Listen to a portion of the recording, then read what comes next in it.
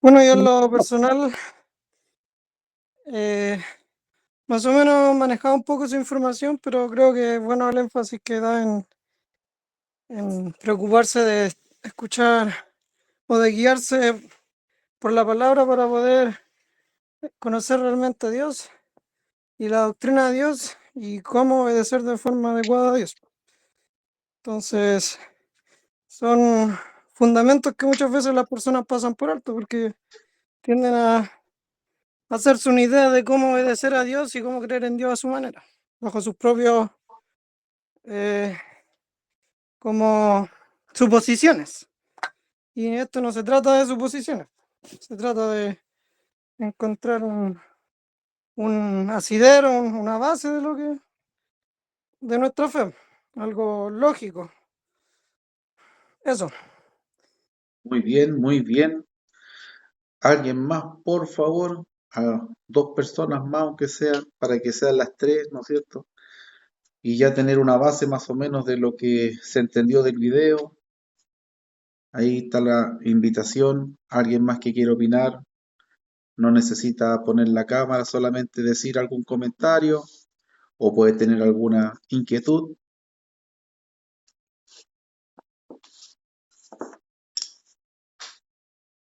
No hay más preguntas. Hermano, ¿Sí? bueno, yo tuve como ahí como poquito viendo el video porque no lo entendía muy bien en algunas partes, pero sí me pareció que entre comillas el video está como para aprender sobre Dios, pero hay unas cosas que no las entiendo. Pero he tratado de verla como 2 veces, 3 veces, pero igual es como medio complicado, a mi parecer. Pero sí está como bien, está como, a ver, ¿cómo le voy a explicar? Sí, no la entiendo, pero sí está como, eh, para una persona que no sabe mucho, como, bueno, yo tampoco no sé mucho, pero igual me cuesta entender algunas cosas del video, más que eso que en el relato que se presenta. Ya. Específicamente, hermanita, ¿qué fue lo que le dio dificultad?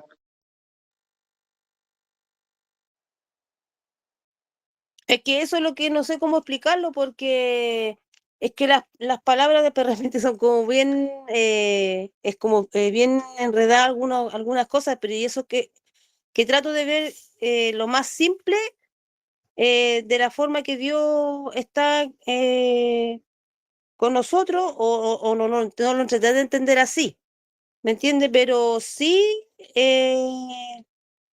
trato de darme yo mi forma de ver el video, de yo entenderlo a mi forma. Entonces a lo mejor no me va a entender como yo quiero, como yo lo veo, pero lo entiendo. Pero sí me costó entenderlo un poquito. Pero algo objetivo le preguntaba yo, algo específico, alguna idea que le costó entender o algo que no se entendió bien, porque realmente con todo lo que me explicó me dejó donde mismo. Entiendo que Es que, es que por eso, porque no, es que ahí va el tema que no sé cómo explicárselo a lo que yo no entendí. ya, ya, bueno, lo podemos hablar por interno entre nosotros, ¿no es cierto? Sí, sí, mejor. Ya, porque como dijo el hermano Luis recién, son cosas muy básicas, y el video está diseñado para una persona que no sabe nada. Esa es la verdad de ese video. Está en mi experiencia de personas con las que he estudiado en la universidad, en trabajo, en distintos lugares de barrios, por ejemplo, viajes.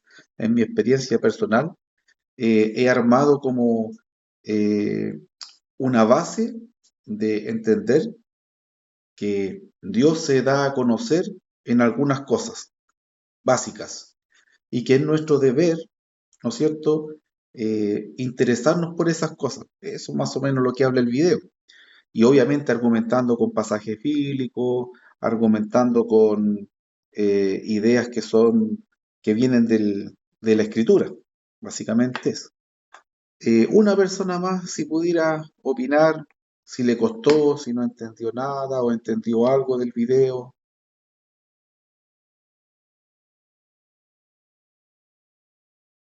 Mm. La verdad es que el video es muy, muy sencillo. Es muy sencillo, es una idea muy básica. Eh, Consulta, los demás que no opinan, ¿vieron el video? Solamente quiero saber si lo vieron o no, sí o no. Ahí si pudieran por el audio decir, lo pude ver, no lo pude ver. Hermana Eliana, hermana Mari, hermana María Laura, hermana Yana, William.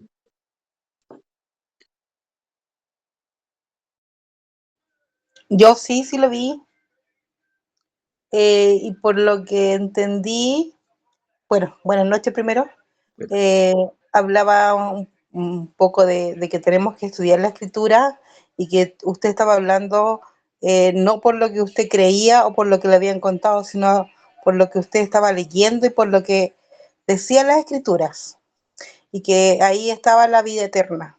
En resumen, eso fue lo que entendí. perfecto, un 7. Ay, gracias. Lo resumió mejor que yo. Yo quise resumirlo, pero no quería dar la respuesta. Gracias, hermana Yana. Básicamente No, eso. gracias a usted. Lo describió súper bien la hermana Yana. Es básicamente eso. Bien. Entonces, bueno, eh, lo que vamos a hacer, en vez de ver la segunda lección, vamos a reforzar un poco lo que es esto. Esta es la primera etapa, es la etapa base.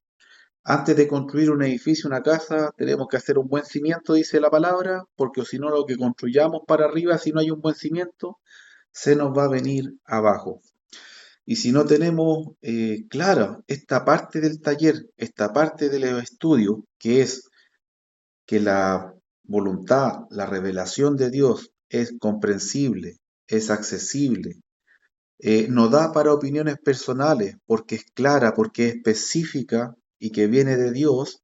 Si no tenemos claro eso, ¿no es cierto? Que esto no son opiniones, esto son revelaciones, son verdades que vienen de Dios. Si no tenemos claro eso, todo lo demás va a carecer de un fundamento. Por eso, por eso tanta denominación, tanta secta, por eso tantos grupos religiosos falsos, porque no tienen claro eso. Y al mismo tiempo, también debido a eso, tantas personas confundidas en el mundo que por no saber a qué grupo acercarse, prefieren mantenerse al margen. Muchas personas, pero muchas personas, que no participan en una congregación, que no están buscando a Dios en una iglesia, su argumento es, están todos confundidos, no se ponen de acuerdo ni entre ellos mismos y quieren enseñarme a mí. Básicamente es eso.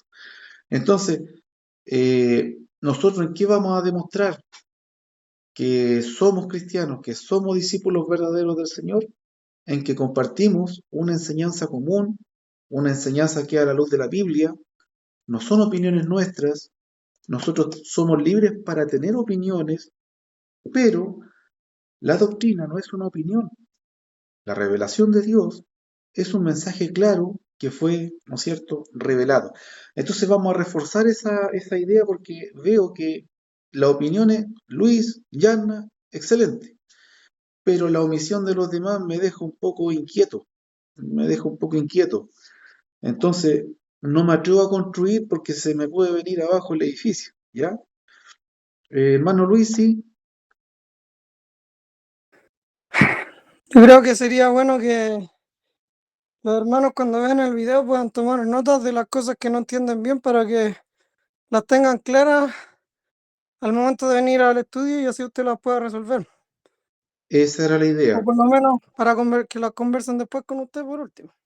Exactamente, de hecho yo lo mandé por escrito y lo mandé por audio porque hay veces que los audios míos lo escucha la mitad de las personas, entonces también lo he mandado por escrito, que la idea es estudiar el video, no solamente escucharlo, porque uno puede poner el video mientras lava, mientras barre, mientras tiende ropa, entonces la idea es sentarse con ese video que son 22 minutos y tomar nota de los pasajes, buscar los pasajes, devolverlos si es necesario un poquitito para entender mejor. La idea es estudiarlo. Y así podemos resolver inquietudes, podemos avanzar en cosas más profundas, porque de verdad que el video es muy básico. Hermana Janita tiene una consulta, ¿sí? Sí, no, mira, la verdad es que yo lo vi 2 veces, porque la primera vez, claro, igual quedé un poco confundida entre que es cierto que me paraba a hacer algo, que hacía cosas acá en casa, y hoy día, ahora, antes de ingresar a la reunión, me dediqué nuevamente a escucharlo casi dormida y logré entenderlo. Tengo que confesar eso. Bien, bien, pero lo importante es que le dediquemos tiempo. Mira, la hermana Yanna dice que no fue una, sino 2 veces para entenderlo un poquito mejor. Eso ya deja por lo menos una antesala de saber de qué vamos a hablar, de saber para dónde apunta el tema. Bien, a eso va la invitación. Y este video lo estamos intentando eh, hacer participar a los hermanos desde el 2 de septiembre, que fue donde retomamos esta nivelación, ¿ya? Porque el taller fue en agosto, pero no nos fue muy bien, me incluyo, y dijimos vamos a nivelar, y en eso estamos ahora. Entonces la idea es con todo, ¿ah? Con todo. Bueno, entendiendo entonces la idea básica del video y queda la invitación a los demás que no pudieron verlo, queda la invitación a estudiarlo, ponerlo con tranquilidad, son solamente 20 minutos en la semana, lo pueden escuchar 2, 3 veces y tomar nota de los pasajes que se mencionan, de las ideas, cosa de que aquí podamos vertir opiniones, preguntas y sobre esa base avanzar, ¿no es cierto? Entonces, vamos a avanzar hoy en lo que es nuestra identidad, un poco más o menos lo que hablamos el domingo, pero desde otra perspectiva. Bien, yo seguí pensando en eso que compartí con ustedes el domingo y lo vamos a complementar con lo que vamos a ver hoy. Y les tengo una historia para mi gusto muy interesante que la podemos asimilar con lo espiritual. Yo creo que usted ha sabido el caso, o quizá usted misma ha vivido el caso, usted mismo ha vivido el caso, porque a veces uno da un ejemplo y le llega a la persona que está escuchando, de personas que no conocieron a su padre, no saben quién es, saben que está vivo por ahí. Y muchas personas, esto es vida real, no estamos leyendo ni un versículo de la Biblia todavía, esto es vida real, esto ocurre. Muchos hijos se ponen a investigar, a indagar para saber quién es su papá. Quiero conocer a mi papá. Y buscan al padre, lo investigan, van a la PDI, empiezan a hacer investigación por el apellido, por el nombre, por los conocidos, etcétera. Y está el deseo de conocer a ese papá que nunca han visto, que saben que existe, porque obvio, todos nosotros tenemos un progenitor. Entonces yo pensaba en esa idea y decía, ¿cuánto más deberíamos tener inquietud por conocer a ese padre que sí nos quiere? Porque, ¿a qué me refiero con lo anterior? Muchos, muchos hijos buscando a padres que no están interesados en ellos. Y de hecho, a veces hasta cuando se encuentran con los padres, el padre les dice, ya, ¿y qué querí? Así como, ¿y para qué me buscaste? Esto es vida real, hermano. O sea, hay padres que no se preocuparon del hijo, pero el hijo aún así tiene la inquietud y le gustaría conocer a ese que fue su padre. Y cuando lo encuentran, se encuentran con una persona que no les interesa ese hijo, no les interesa. Pero nosotros, siendo hijos de Dios, ¿cómo podemos estar intranquilos? ¿Cómo no podemos tener la eh, curiosidad necesaria de poder saber quién es nuestro Padre? Si estamos hablando de Dios, estamos hablando de un Padre maravilloso que nos ama, que nunca nos ha dejado solos, ¿no es cierto? Yo hice esta comparación válidamente en el sentido de que es contradictorio de que hayan hijos buscando a ese padre que no les importa a ellos, pero que hayan hijos que no les importe el padre que sí los ama. Es una figura interesante, es una figura interesante y nos hace pensar. A veces ocurre al revés.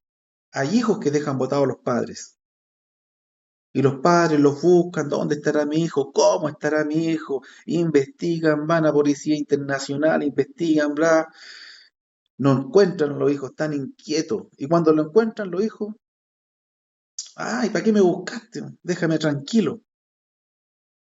Pero está el amor, está el amor.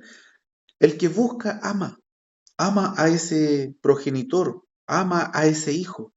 Buscar, hermanos, buscar a ese alguien expresa o demuestra amor.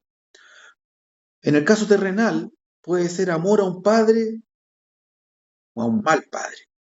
Amor al que fue o es un mal hijo. Pero nosotros, en nuestra falta de interés de buscar a Dios, ¿qué estamos demostrando? Falta de amor. Porque nosotros, a ese padre que no conocemos, o a veces a ese hijo que nos arrebataron, vamos a buscarlo por amor. Porque también está la historia al revés, de padres que ni supieron que fueron padres. ¿Por qué? Porque la mamá se quedó callada y se fue, embarazada. O hijos que fueron robados, secuestrados, etcétera. Y el padre busca al hijo, no, mi hijo, me secuestraron el hijo cuando niño, y lo buscan toda la vida y lo encuentran a veces cuando es grande. Entonces póngase en esa perspectiva terrenal. El hijo buscando al padre o el padre buscando al hijo. ¿Qué es lo que lo hace buscar a ese hijo o a ese padre? Amor. Curiosidad de cómo será mi padre, cómo será mi hijo. Me gustaría saber quién es, cómo es, etcétera. Entonces, la ausencia de interés de conocer a nuestro Dios, de conocer a nuestro Padre eterno, a Padre celestial, expresa falta de amor. Si no lo había visto así, lo invito a verlo desde ya, porque literalmente la falta de interés de conocer a Dios es falta de amor a Dios. Y yo creo que Dios no se merece eso, sino todo lo contrario. Dios es amor, derramó su amor, derrama constantemente, día a día, su amor. Así que esa historia quería compartir porque es antinatural que alguien que se dice ser cristiano no esté con la curiosidad, con el interés de estar conociendo cada día un poquito más de quién dice ser su padre, un poquito más de a quién le dice papá, ¿no es cierto? Es antinatural. Y esa contradicción es peligrosa porque las contradicciones normalmente son consecuencia de algo que no es real, de algo que es falso. Cuando hay contradicciones, en las mentiras, pues. Cuando, no, pero tú me dijiste esto, tú me dijiste esto otro, no coincide. Hay una mentira atrás de eso. Entonces siempre es peligroso y tenemos que trabajar en la dirección de que nuestro amor a Dios se condiga, de alguna manera se valide, ¿no es cierto? Pueda ser algo visible, algo real. ¿Bien?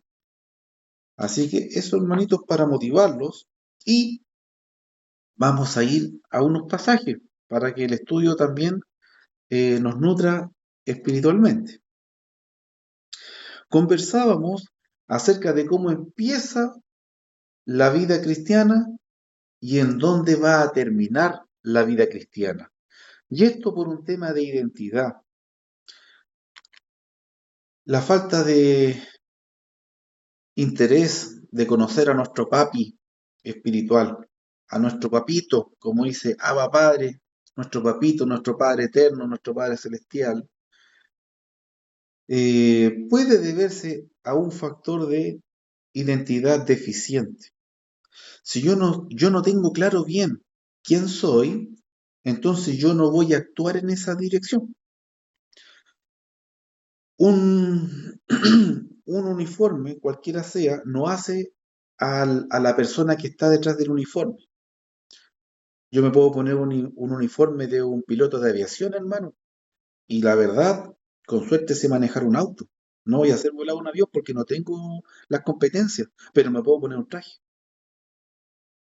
Entonces, la identidad nuestra está alineada con lo que somos. Pero si nuestra identidad está un poco a la deriva, si nuestra identidad es un poco débil, eso va a producir que sea inconsecuente. Bien, y vamos a ver Juan 1, 11 y 12 para ver cómo empieza la historia del cristiano y luego vamos a irnos a Juan 12, versículos 25 y 26 para ver cómo termina la historia de un cristiano. Bien, son solamente dos ideas que estuvimos viendo el domingo y que vamos a traer a colación para ver una tercera, que por un tema de tiempo yo no la mencioné el domingo. Entonces vamos a ir a Juan, al principio del Evangelio de Juan. Es un versículo conocido.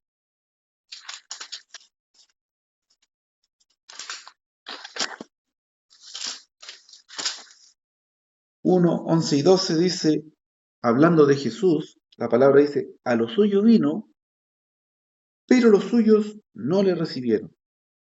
Mas a todos los que le recibieron, a quienes creen en su nombre, les dio potestad de ser hechos hijos de Dios. No conozco el caso de cada uno de ustedes, pero cada uno de ustedes sí, y Dios mejor. Yo no sé si cada uno de ustedes tomó esa decisión de creer en el Hijo de Dios para ser adoptado como hijo suyo. No sé si usted está en tránsito a la decisión de ser cristiano o ya es un cristiano. Pero el hecho, la afirmación que nos da la palabra de Dios aquí es que ya sea que usted sea una persona que va transitando a ser un hijo de Dios o que ya lo es, todo comienza con creer. Pero este creer no es el creer que usamos a menudo para cualquier irrelevancia, ¿bien? Porque le damos un mal uso a la palabra creer, ¿bien? La palabra creer tiene un significado profundo, al punto de que usted va a tomar decisiones que tienen relación con su vida. Por ejemplo, si usted cree que un paracaídas está en malas condiciones, no va a saltar, no va a saltar. Usted puede morir de sed creyendo que el agua que tiene embotellada está envenenada y puede morir de sed con el agua al ladito. Entonces, creer es algo que marca nuestra actitud, es algo que define nuestras acciones. Muchas personas dicen yo creo en Dios, pero hacen todo lo contrario de lo que significa creer en Dios. Son inconsecuentes. Entonces, válidamente podemos decir, no cree en Dios. Y no lo digo yo, lo dice Dios. Porque dice, con la boca me confiesan, pero con los hechos me niegan. Entonces, efectivamente, creer es más que solamente algo intelectual, algo que pasa en mi mente.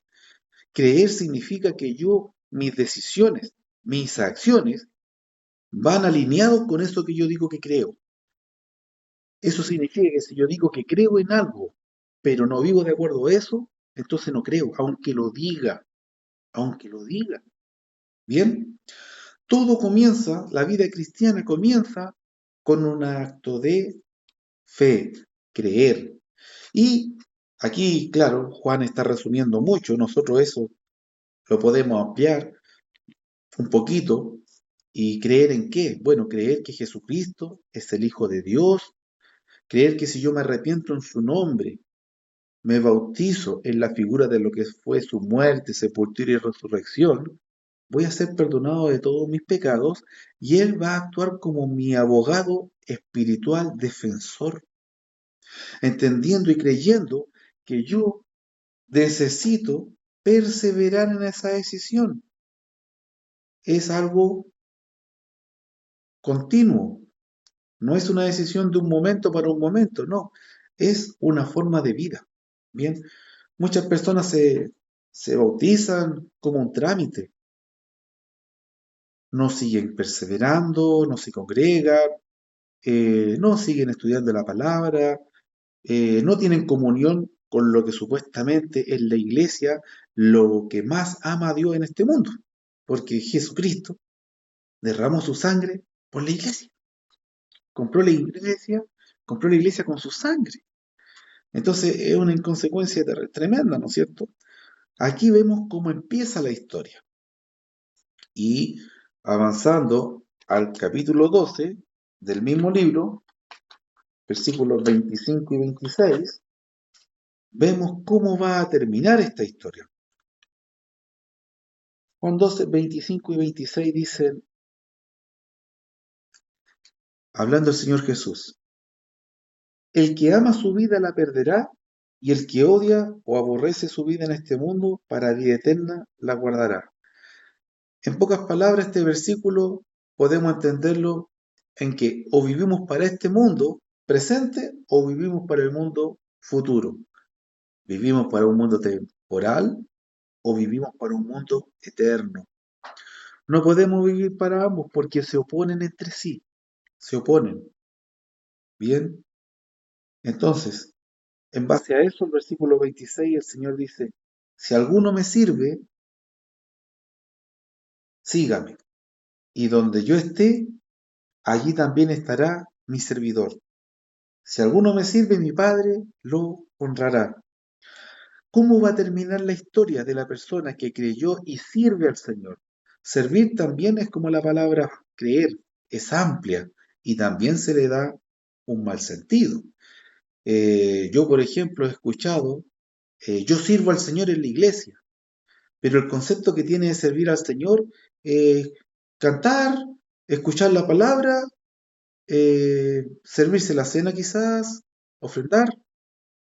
O sea, esa persona considera que servir a Dios es eso, nada más alejado de la realidad bíblica. Eso no es servir al Señor.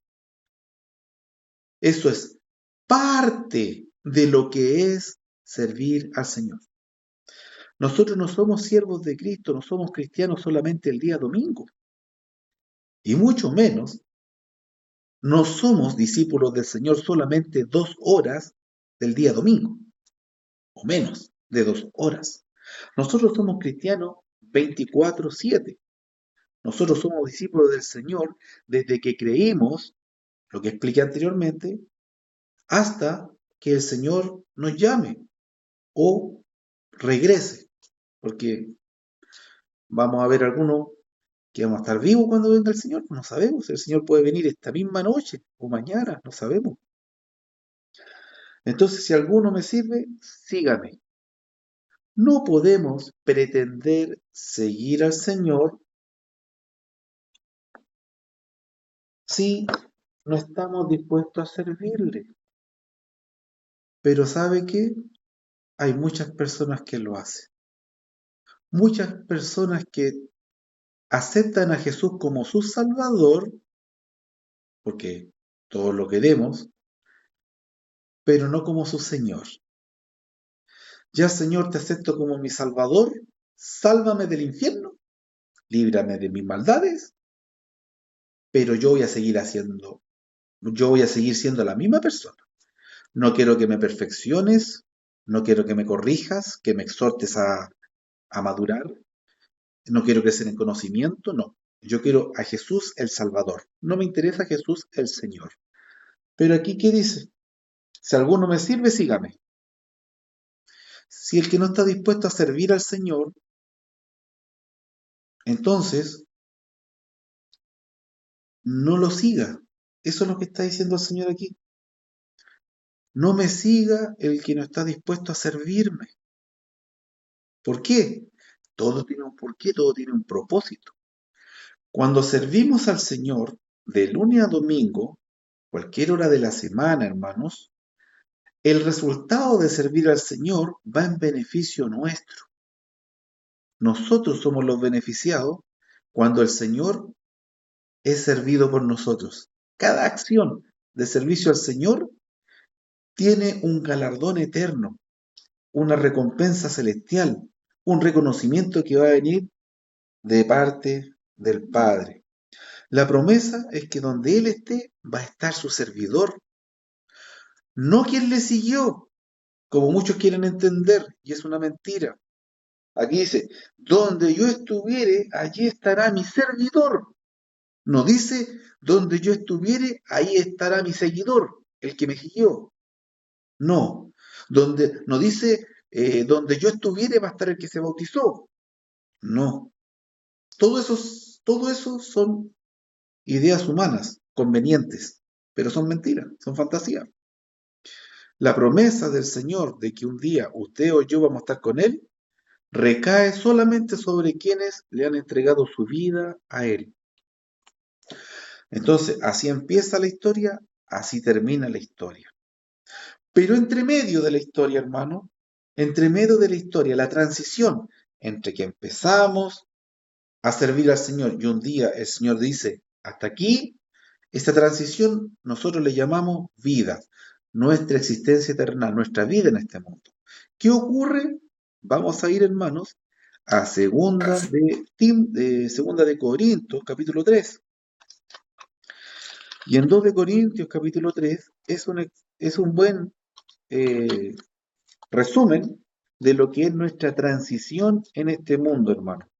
2 de Corintios, capítulo 3, versículos 5 y 6. Ponga atención, hermano. Anote el versículo, lo lee con calmita después. 2 de Corintios 3, versículos 5 y 6 dicen así. No que estemos capacitados para hacer algo por nosotros mismos. Al contrario, nuestra capacidad proviene de Dios, el cual asimismo nos capacitó para ser ministros de un nuevo pacto. No de la letra, sino del Espíritu, porque la letra mata, pero el Espíritu da vida o vivifica, ¿no es cierto? Fíjese línea por línea, hermano. ¿Quién nos capacitó a nosotros? Dios.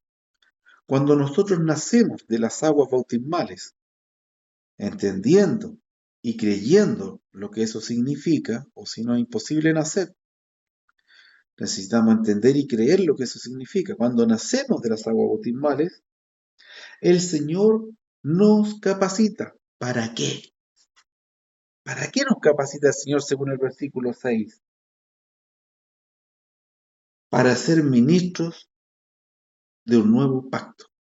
¿Qué significa ser ministro? Ministro significa el que sirve. Un ministerio, que está al servicio de algo.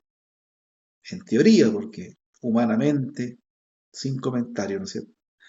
Entonces, versículo 6, el que nos capacita es Dios. Si nos devolvemos al 5, dice que nosotros, no viene de nosotros nuestra competencia, nuestra capacidad, nuestras competencias. Dice, no que estemos capacitados de hacer algo por nosotros mismos.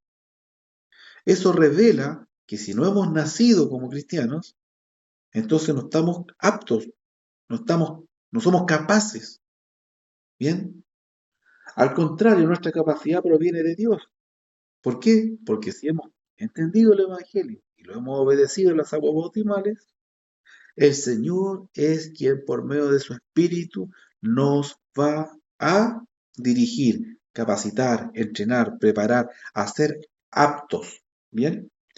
Por eso el versículo 6, nuevamente volviendo al 6, dice, Dios nos capacita para ser ministros de un nuevo pacto. Dios nos hace capaces, nos hace siervos, nos hace competentes. Es imposible por nosotros mismos ser competentes, pero no tienen excusas los que son discípulos porque el problema está resuelto.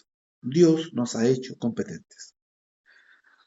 Si no nos sentimos capaces, si no nos sentimos competentes, si no nos sentimos preparados, desde el día en que obedecimos el Evangelio hasta un día en que vamos a terminar nuestra existencia temporal en este mundo.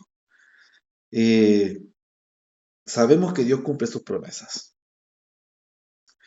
Así que el único obstáculo que se opone entre ser ministros competentes, servidores competentes, discípulos preparados para servir en el nombre del Señor, el único obstáculo somos nosotros mismos. Dios provee todos los recursos necesarios para que seamos ministros competentes en este nuevo pacto. Provee su Santo Espíritu, provee su revelación, tenemos infinidades de promesas, tenemos el testimonio de otros hermanos que vivieron en el primer siglo, incluso en el pasado al primer siglo, tenemos el testimonio de miles de hermanos, millones de hermanos, hoy a lo largo de todo el globo, todo el mundo, que están padeciendo persecución. Tenemos la motivación, los medios y los recursos, ¿para qué? Para ser ministros competentes. Entonces, resumiendo, hermanos, si un hijo natural de este mundo busca a su progenitor, está interesado en conocer a ese que le dio la vida, a ese que lo engendró, quiero conocer a mi papá, que quizás hasta lo dejó botado. Pero hay testimonios de personas que no, que yo quiero conocerlo igual, me dejó botado, pero no importa, yo quiero conocerlo. A ese punto. Y a veces, padres que se enteran que son padres de alguien que no sabían, porque la mamá no habló, o a veces padres que no saben dónde está su hijo porque lo secuestraron, lo robaron. Historias sobran. Pero ¿qué motiva a todas esas personas a conocer a ese ser que no conocen? El amor a un padre, el amor a un hijo. Entonces, la ausencia de interés en conocer a Dios es falta de amor. Y si decimos amar a Dios, vamos a estar deseosos de conocerlo. O si no es contradictorio. Entendemos un punto de partida, creer. Pero hermano, punto de partida no es punto de llegada. Punto de partida no es punto de llegada. No nos podemos quedar solamente en la fe, en el paso de fe cuando empezamos. Ese es el punto de partida. Hay un punto de llegada, que es estar un día con Cristo. Pero para llegar un día donde está Cristo, necesitamos servirle. Necesitamos, como dice aquí el hermano Pablo, el apóstol Pablo, ser ministros competentes.